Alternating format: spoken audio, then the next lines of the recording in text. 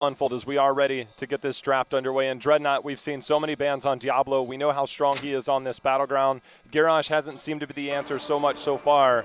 If you're Sign, we know that Johanna just doesn't see play in Korea, but we've seen the ETC as of late as well. But interestingly enough, we get a first ban on Alex Straza. I think that's going to lead even more to the Deckard priority that we've already seen Tempest be willing to value. First pick, first ban, it seems like it's a thought process from them. And they're going to pair that with the Diablo ban. I'm going to expect Raynor as the last ban from Gen.G. But if not, maybe Deckard could still be Deckard banned or out. Phoenix. I mean, the control that Deckard gives you over the objective is absolutely crazy. And as you said, we've seen Tempest with a high priority on it. Oh! Okay. I like it. Goes rogue in 2 drafts and then finds itself a ban here in game 3. That leaves Reyna and Deckard open. So Reyna, the target, immediately on Tempest's side. And Yeah, Deckard Kane picked up as expected now from Gen.G, together with Phoenix. I think it's very important to see the draft for Tempest to be very focused on their win conditions and to not be a solo playstyle. I think the only way that they're going to kind of, get the kick in the butt, if you will, to really force the fights that I think they can win is if their win condition is legitimately only through that, forcing the hand of players like Rich. And that is a great start right there with an Anubarak pickup into the Malfurion. And that suddenly makes me wonder, are they going to feel comfortable possibly with the Urel into their own hands? Is that something they're going to let, Gen.G pick up again after the second ban phase? I would still expect the ban on Urel here after the previous games, because that is a hero that can easily be picked up. Now, granted, we are on Infernal Shrine, so you have a lot more heroes that come in. Thrall has been banned out several times now and is available for that offlane, especially if you're trying to play a triple melee style again. Leoric always makes a bit of a comeback on Infernal Shrines too.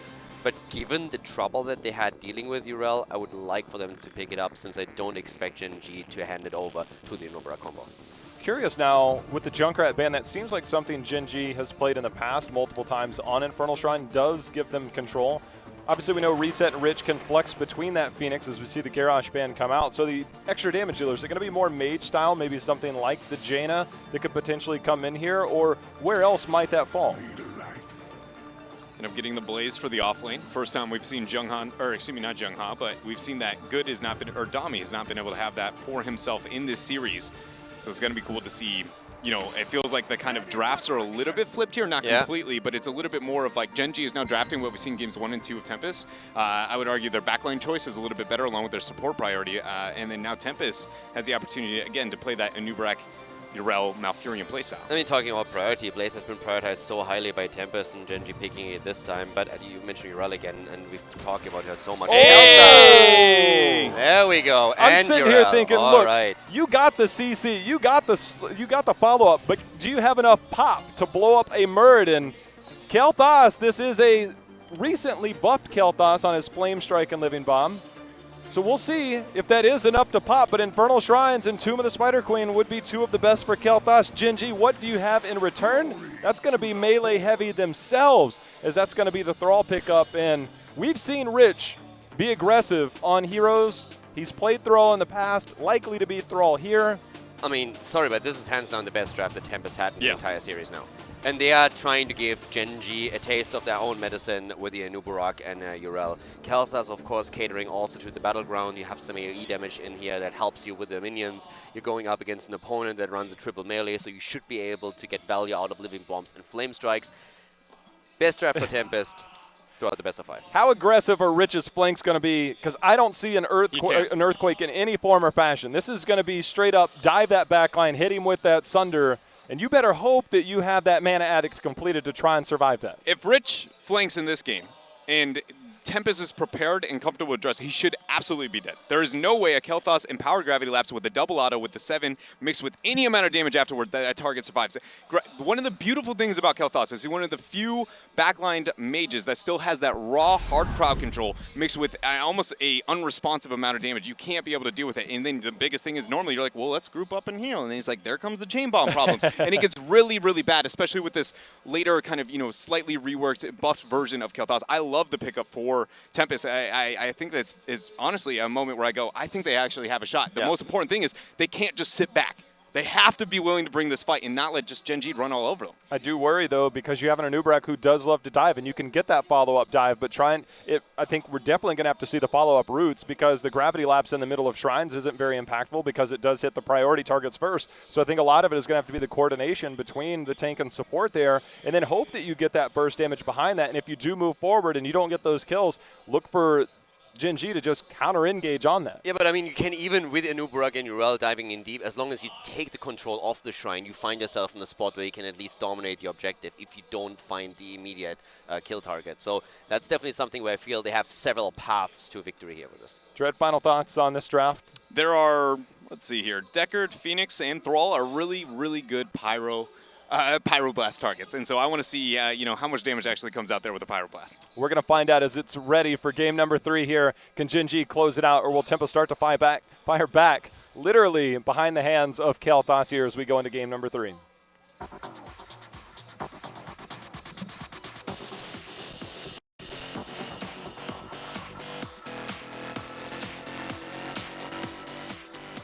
It's game on as Tempest is fighting for their chance to push this to game number 4. They're down 2 games in the series already, and the Fire Mage is supposed to bring them back to business and their name onto the scoreboard. Hide on Malfurion for Tempest, Sign on Anubarak, Dummy on Urel. We see good on Reyna, and Lockdown on Kael'thas. That crowd is loving those abilities already being cast out. But on the other side is that of Gen.G. It will be Sake on the Deckard, Reset on Phoenix, Rich on Thrall, Kyoja on Blaze, and Tisk coming in strong on the Muradin.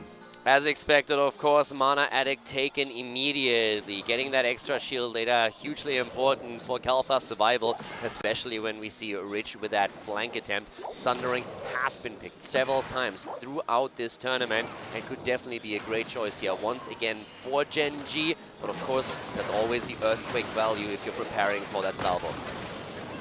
See how this unfolds. Gravity Lapse is going to miss, but a hammer by Dami is going to get the knockback, but the root follow-up instantly turned on Tisk. You can see everybody we are throwing down in the early game. There's a value of that hammer, spreading that living bomb out, getting some of that damage. So you can see the clear focus. Reset just barely able to warp away. This is hectic in the first minute. This is definitely a brawl here. They go blow for blow in the mid lane. Good also on his Reyna, nearly falling here to the aggression from Gen.G. And talking aggression, here they are again, asking for more. A triple gravity lapse in there. Hide, he's going to be the first to fall. The burrow charge out by Sign. Nice sidestepping there, but it wasn't enough. Look, just when you think you have breathing room, they come right back in. Gen.G gets first blood. Loving the early game aggression here. Urel was already at the top together with Blaze in that one-on-one, but Urel will have a huge impact on this game. This is the combo that Gen.G has been using in the first 2 games. They went for Anubarak plus Urel. The dive, the armor provided, and the displacements around Urel, that's something that Gen.G has used perfectly. Can Tempest do the same now that they're running the combo themselves? Okay, so Mana Addict, every time you get a globe, yes, you get extra mana to your base mana, and then of course post 20 you get a shield based on the amount of mana that you have.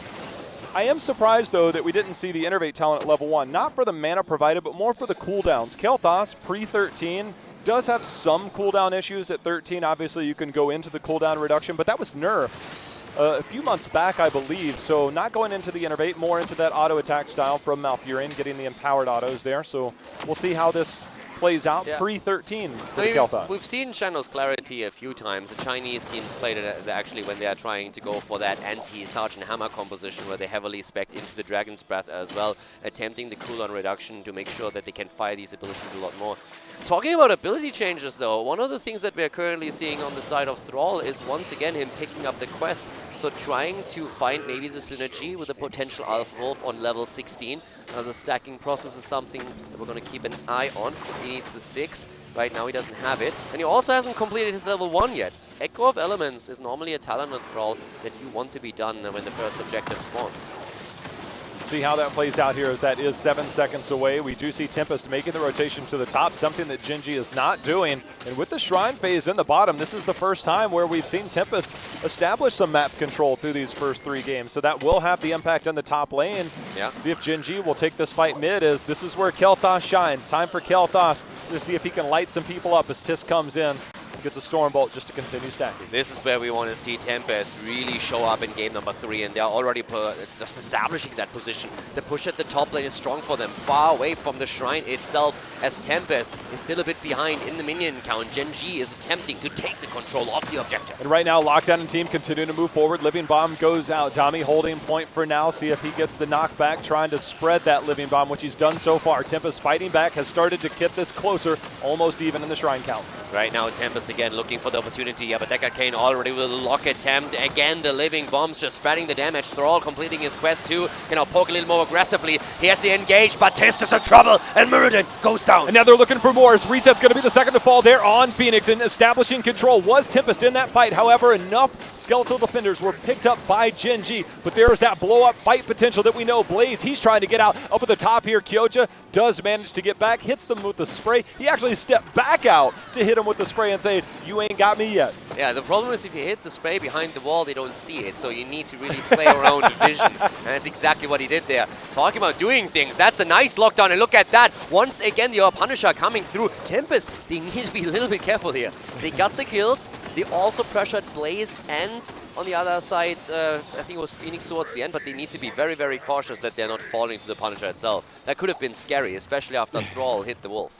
Well, Tempest, they didn't give up any of the towers in that bottom lane, but that camp that they picked up did end up taking that entire gate in the top lane, which is where we see compounded with those 2 kills. Now established a lead here for Tempest in the early game. And Kaldor, just remember, Kel'Thas only gets scarier post 13 and 16. Cooldown reductions most likely at 13. We'll see, obviously, if there's the change up. But then 16, you have the option for the double flame strike. I mean, right now with the Sunfire Enchantment, this is exactly the build that we've been looking for Kel'Thas, trying to get these auto attacks in for that extra damage. And that's something that Thrall and anyone that tries to hit the engage need to be careful of. Also, talking about Thrall, we talked about the stacking progress of the level 4 quest talent, and currently Rich is sitting at 4 stacks, so he needs another 2. With one good connection here, he will be able to complete that. But if he falls before it happens or misses a wolf, then he is going to be reset to 0. Especially because he didn't go Ancestral Wrath at 7, making sure to see if he can get some self-sustain there with some healing. Instead, he's going follow-through, making sure to get some bonus damage on those abilities. So he is all in with this build. Exactly, because you get the cooldown reduction once you finish the quest, so then you get even more procs out of your level 7. But you give up some of your survivability for sure. There's no super hit point heavy tank on the other side, but it's still a risk that he is taking with that choice. I just love the fact that Tempest, we already see the Mana Addict now completed, which means that Kel'Thas is able to press that button, give himself a shield. This is an unstacked talent quest, so that will continue to provide a stronger and stronger shield as the game goes on. But more importantly, the mana. Once you start to get to this territory, Kel'Thas mana issues are almost non-existent, especially when you already have a Malfurion there on the other side. So the Kel'Thas looking strong early game. Yeah, this is definitely going to be fantastic. I'm super hyped for this. I said it during the draft. I feel this is the best draft that Tempest had in the series, and they have a really good shot here to take their opponent down. Tranquility the choice. We have Cocoon already taken, but we're still waiting after the Pyroblast has been confirmed for Urel, the only one missing it. But an attempt to go for a kill here. Good zoning, but is that going to be enough? Muradin, here comes the immediate move. 1 stun, 2, trying to go in for number 3, but they cannot lock down Tis long enough. Yeah, much to the disappointment of the crowd here. The oohs and ahs are going. They want to see the blood there of that. Unable to get the takedown. 10 here now. Muradin will be even more tanky with the presumed avatar. There we go. It will be the Sundering. So, exactly, Sundering has been chosen as the talent, and this is really the crucial point here, because if you play that Thrall stack, you're looking for these flanks, and that's something where especially Kel'Thas needs to be careful. He has the Mana Addict shield, and he has also the Gravity Lab, so whenever Thrall is starting to come in, you need to be ready for it. I think also the responsibility lies with Raynor as well. Has to be keeping an eye on the flank. Also, Thrall got reset on his level 4 quest talent. He's sitting at 0 again, so he missed one of his wolves, and that is highly important here, since it becomes actually pretty difficult towards the later stages to stack that properly without really going deep in these fights. You can see the scouting of Anubarak, making sure to keep an eye on, but hold on, Lockdown, he's under assault here. There's the Mana Addict shield, but there's the knockback. The Lornado has put him in harm's way. That's going to be the first takedown there. Perfect play by Sake. Really well done. That's exactly the target that you want to kill, and they got the access. Tist is also very deep here, and they get the second kill as Malfurion falls. They counter kill, though, maybe against Muradin, and yes, Urel goes in. Dami with a jump, and that's a dead dwarf. Reset just able to warp out in time. He was under those towers, but now Gen.G, they'll look to establish control as they did before. They are up just over 10.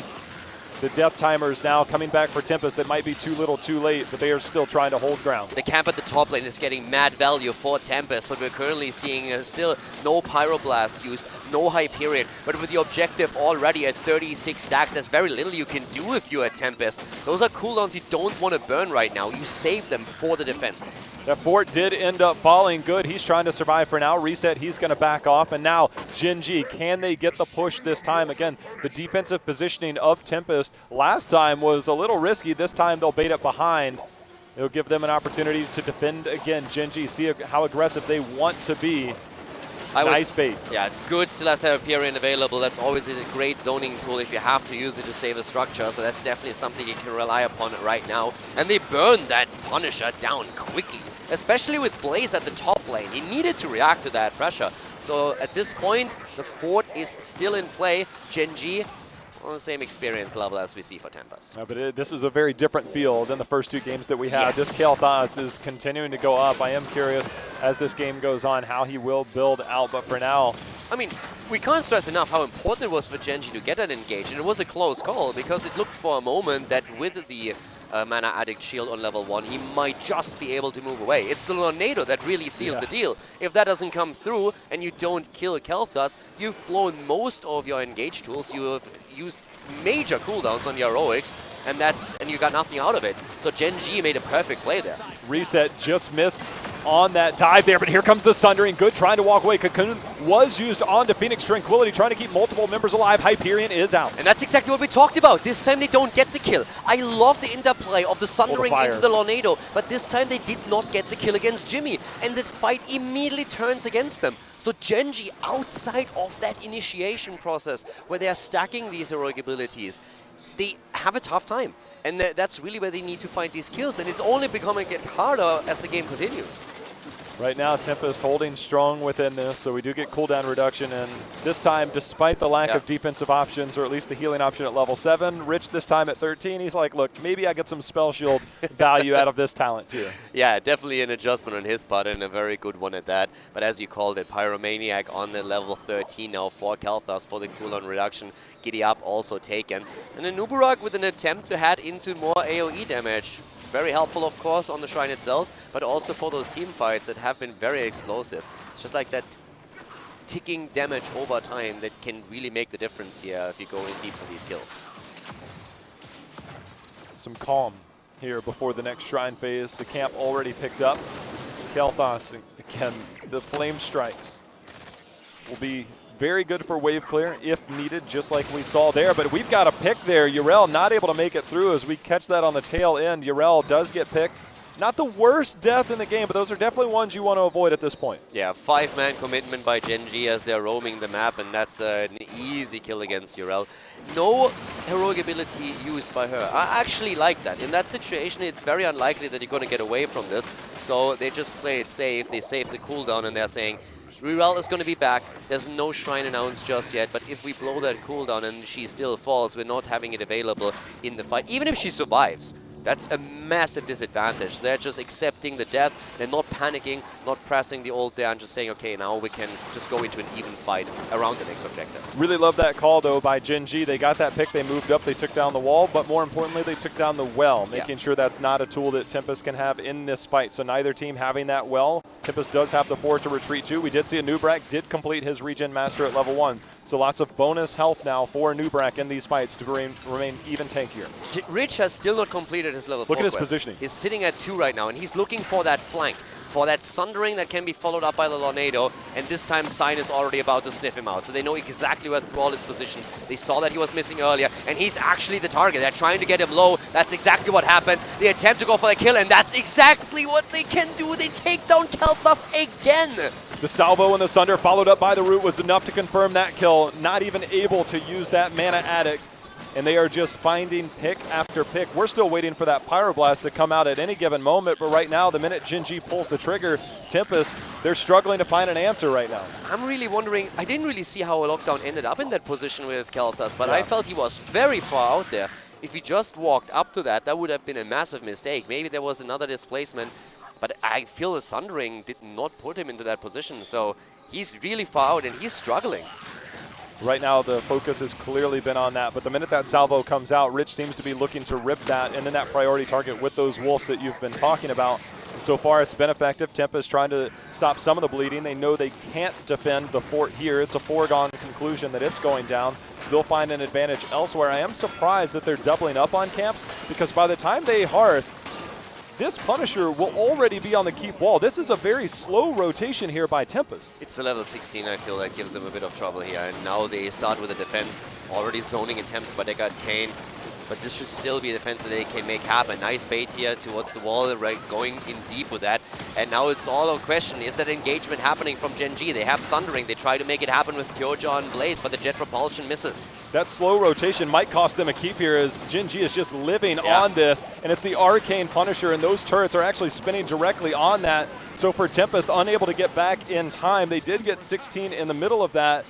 And I think we've got some Ignite action going on here, Kaldor. Exactly, we do. Ignite taken on 16s now. I mean, the Flame Strike, if you can hit, to be fair, like in this situation, you are going to get a lot of Flame Strike value no matter what, because all of those fights are just stacked onto the objective itself. So Ignite is a great talent to take here, since it applies the Living Bomb to it. And with that, you have a good chance of spreading that damage even more. The problem that I have is that so far they're not playing that poke game that you can play around that. They're really trying to go for the quick kill and often end up on the back foot. This time though, they're going for Kyoja, and he is going to fall eventually because that Pyro Blast is hitting home. And now they're looking for more. Tommy gets the knockback, batter up, as he says, as Tiss trying to hold in position. Avatar is out, seeing if he can stay alive for now. Gets the Dwarf Toss, Hyperion is there. Tempest will look to move forward off of that one pick onto Blaze, see if they can get some more value to get back into the game in terms of experience. But right now, no minion waves means that they've got to retreat as Tiss continues to stack up. Yeah, Tiss with another Stormbolt here, needs 2 more to complete the quest. And we're coming back to Thrall. Thrall with the Alpha Wolf now as his level 16 talent choice to get the synergy with level 4. The problem is, he's still far away from completing that talent. Several times it got reset now. And this is another time where this is very likely to happen. Rich is down again, and he's at 0 stacks, but Lockdown falls, and so does Reyna, as we have Phoenix coming in with a salvo. That salvo was money. The amount of damage that put out, because we saw the Mana Addict shield was used to try and defend there. It was necessary to stay alive, but the salvo follow-up was enough to confirm the kill, and it didn't confirm just 1, but 2. And now Silent Team, they are in a bad spot trying to take this fight. There's the Cocoon. They turn on Reset. Reset's actually going to get blown up. Sign. Perfect execution to thwart the assault. They're trying to keep Hyde alive as he's walking away. Tiston Team, they're trying to come in. Here comes Kyoja. Great job that we had initially by Tempest, but Kyoja coming in might be the one thing that changes this fight around. Once again, the bunkers on the ground. They're trying to get the kill. They can't though. But what a fantastic bait that we just saw from Tempest. Sign moving to the right, baiting them, him turning around, dropping the Cocoon, and then immediately the stun chain onto Phoenix. Great job by Tempest. The back and forth here has the crowd in a frenzy as that went through. The crowd definitely hyped, and for very good reason. I mean, this game currently is all over the place. 6 kills against 7. Tempest is closer to making a dent into Gen.G's armor than they've ever been in this series. They still are half a level behind, but they are fighting for every opportunity here. Another Pyroblast is hitting, just zoning Tist off. Kelta's saying, I got plenty of these. He'll have plenty of these in another 85 seconds. Dami making sure to get another camp top, but we see on the other side of the map on the mini-map, Gen.G doing the same. So the counter push in the top lane for Tempest, though, not far out here in terms of experience, and this fight will happen pre-20. And for Tempest, this might come down. They still have a fort in that bot lane. If things go terribly wrong, obviously that top keep down could become a problem. Yeah. But for Tempest, this is a good chance for them to continue to get back into this game. Rich on 0 stacks with a level 4. We're going to monitor that if we can at some point get the cooldown reduction to find the synergy with 16. And also his level 7 talent. It's another one of these synergies we pointed out earlier, but he only gets those if he completes the quest, and he's far from making that happen. At this point, Tempest still have Hyperion. I really want to see them protect Kalthas and also Reyna. And Kalthas lockdown, he's already behind the wall here, trying to make sure that this time he's not that easy kill that he was previously. That's a warp in. There's the Nature's Cure used onto Good. He's able to survive. Tiston Team, they're going to retreat, fall back to the defensive positioning onto this shrine. Right now, Tempest, they still have that Tranquility out, but with Cocoon down, also Sundering was used, so we do have some cooldowns here available, but Genji starting to establish a lead. Genji actually used a lot of the tools that we normally see for them to try and get a kill here. And I'm still waiting. There comes Hyperion and Hyde. Where's the Tranquility? Ardent Defender is coming out. Tranquility is getting popped as they're going in. They're going for Phoenix again. But the bunker is there and saves reset for now. He warps away, but look at Lockdown. Once again, he finds himself in trouble. Moving out though as Dami comes in with the extra armor, helping him out. The Mortar Punisher is taken though. Phoenix falls. Can Tempest maybe get another kill here to turn this around? But no, it's Urel who dies next. And Lockdown, Tist is just squatting all over him, and he has somehow managed to survive. But here comes the Pyroblast. Can Tist survive? He does survive. Still has enough health, but there's continue to look for the fight. That's going to be a takedown onto Thrall as they look for more. The Cocoon is out. Lockdown, can he survive? He does for now as the support comes in. Blaze is down, and Tempest is holding, but Kaldor, the core is falling. The core is falling as the catapults are zoning in, and Tempest, they have not realized it yet. They need to get back, and they need to get back fast. Good is going in. The penetrating round is hitting, but the core is down to 22% at this point. Malfurion is about to be taken out as Tist is going in for the kill. Gen.G realizing how much pressure they already pushed onto the core, and that opens up backdoor potential from the red team throughout the rest of this game. Well, for Tempest, this does give them more time, but time, how much time is another story. As you said, the backdoor potential is very much real now with this team on the side of Gen.G, but the fact that Tempest continues to fight back in all of these scenarios is insane. And now Kael'thas, we've seen him under pressure before. He'll have a little more range to dish out some damage. And to be quite fair, Ridge is getting bodied in a lot of these fights after the initial Sundering, but we also have him now with a Bolt of the Storm available, and that's a huge tool to close the distance and try and get the kill quickly, because this has been the game plan of Gen.G in every team fight. Try and put Ridge in a position where he can get the Sundering out, where they pressure either Reyna or Kael'thas, and it has been a problem for Tempest, but every time they deal with it, they become dangerous. Heating up here as we get to the later game, and Gen.G walking forward, trying to take control of the camps. The Flame Strike will sniff them out, see if Tempest will go in. And an Uberak with Rewind is terrifying post level 20. It's also the top lane vision that becomes so much more important now, since Tempest needs to control it. If they lose vision of the top lane and it gets pushed in too much, first of all, it's the danger of catapults attacking the core, but it's also the possibility of Gen.G sneaking past them and just simply A-clicking it. Yeah, I think that it's a weird spot, right? Because you can always path through in those choke points, but because that shrine is the top lane, it's almost best case scenario for Tempest in that regard, in that they can defend the catapults while trying to defend the shrine, and that will be their last stand. If things go wrong and they lose several members, it's going to be game over. But for Tempest, it does give them an opportunity to hold on in that top lane, at least momentarily.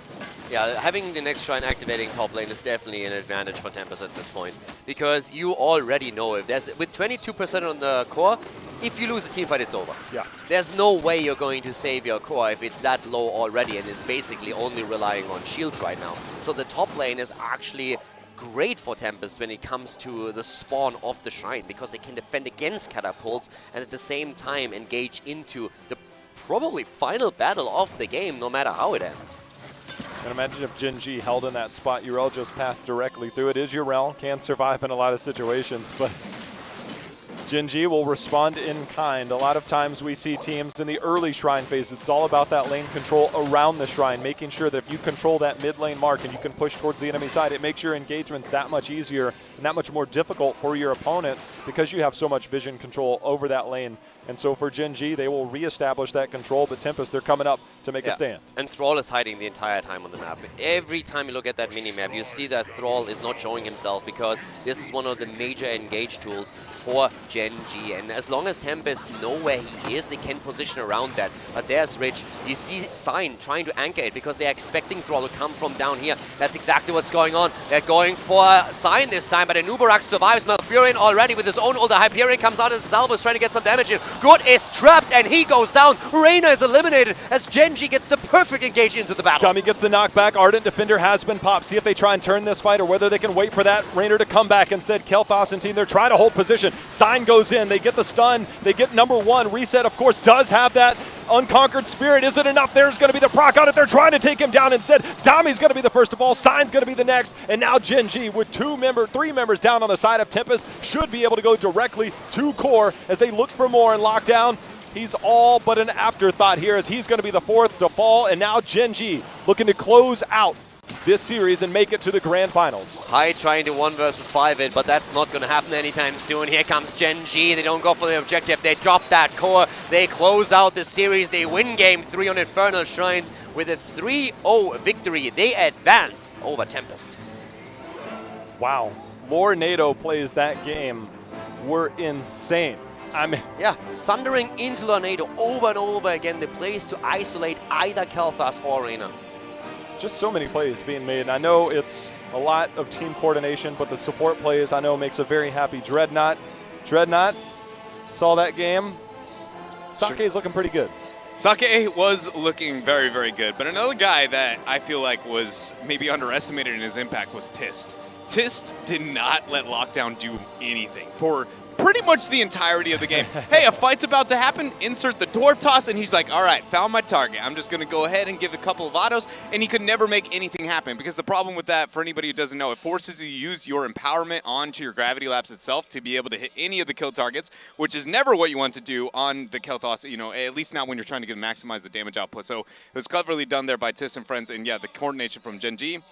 We got the adjustment on the draft from Tempest that we were hoping to see. I can't help but feel like it was just 2 games too late. And, you know, again, I feel like if they had done this a little bit earlier and had more pocket strategies, it might have been a closer series. I was actually surprised that Urel didn't try to peel for the backline a little bit more. Yeah, I do think that Dami had a bit more, you know, I'm going to dive kind of thought process than we typically see with Kyocha, that very kind of defensive, stalled out oriented play. And with a Rainer Kel'Thas, that pretty much has to be your only focus. I mean, every team fight, the MO was we look for the Sundering, we look for the Lornado, and we're going on Reyna and we're going on Kel'Thas. And especially after it happened like once, twice, I expect that, and I mean in particular on this URL, just like to go back and say, okay, I'm going to be there, I'm going to create the space to allow you to walk away and not fall. Because every single time they kept them alive, Tempest became dangerous and became a force to be reckoned with in the team fight.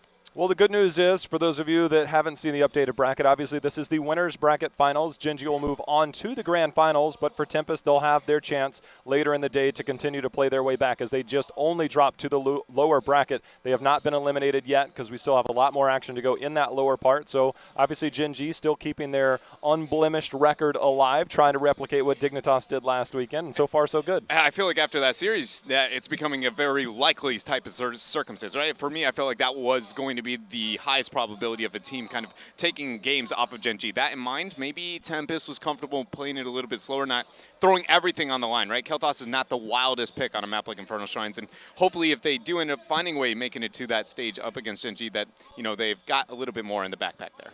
Well, the good news is we also get to hear from Reset on the winners interview, and we'll take a look at what he had to say about that series versus Tempest. Hey, thank you guys, and we have Reset from Genji. Congratulations on your win. Now you are moving straight to the grand finals. And how does it feel winning your first match in day number 3? 우선 최종 결승에 진출한 것 축하드리고요. 오늘 이제 3번째 날에 첫 승리한 소감을 듣고 싶습니다. 오늘은 많이 힘들 거라 예상했고 실제로도 경기 내용은 많이 힘들었어요. 그래도 저희가 좀 폼이 많이 오른 상태라서 좀 무난하게 잘 흘러갔던 것 같아요. So I expected it to be a tough match and it was indeed tough, but I think we're in excellent shape now and everything worked out really great. Okay, that's great to hear, but let's talk about game number 3, Infernal Shrines. Tempest had a Kel'Thas pick, which we didn't really expect, and also a Pyroblast. Were you at all surprised by the pick and the Pyroblast? 지옥부 진단에서 상대방이 켈타스를 들고 왔고 그다음에 이제 파이로블래스트도 나왔는데 그걸 혹시 예상하고 계셨는지요? 켈타스 픽은 조금 의외였던 게 켈타스가 이제 저희 조합으로 상대하기에는 저희가 이제 켈타스를 잡기 너무 좋다 보니까 의외였어요 조금. 네. So for Kel'Thas, it was kind of unexpected, but considering our composition, it was a pick that's favored us, so it was good.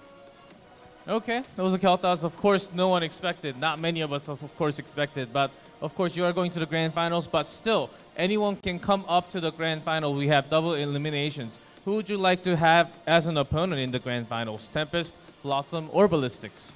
자, 이제 이게 더블 엘리미네이션 때문에 이미 꺾은 상대로 다시 올라와서 결승에서 상대할 수가 있는데 템페스트 발리스틱스 그리고 블러썸 중에 어떤 상대가 올라왔으면 좋겠나요?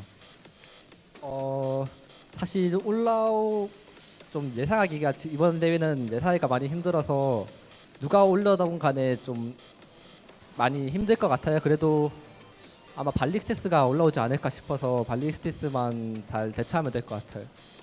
So in this tournament, it's very hard to expect who is going to advance to grand finals. All three of them have the chance, but I think Ballistics has the highest chance to come up, and we'll need to prepare against them. All right, that's it for the interview. Thank you very much, Reset, for the interview. But we are not done yet. That was only the first best of 5. We have the losers coming up next. Ballistics versus Blossom. That's going to be the next match. Stay tuned for more Eastern Clash action.